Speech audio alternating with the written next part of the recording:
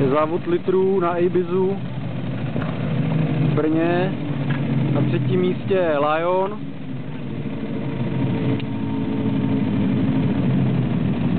A první 2 jsou nějaký Maďaři.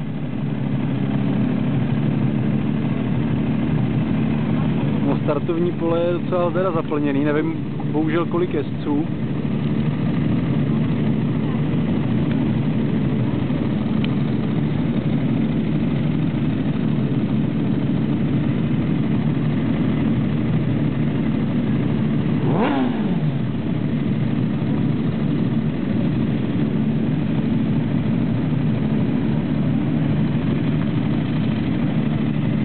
Připravíme se ke startu asi už.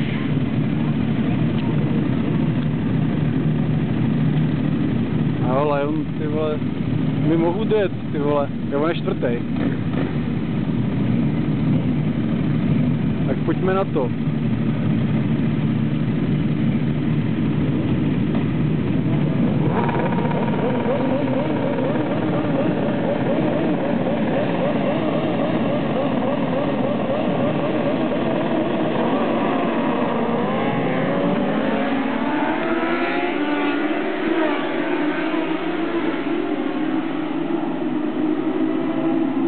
Bude vidět hovno, ty vole, už proti slunci.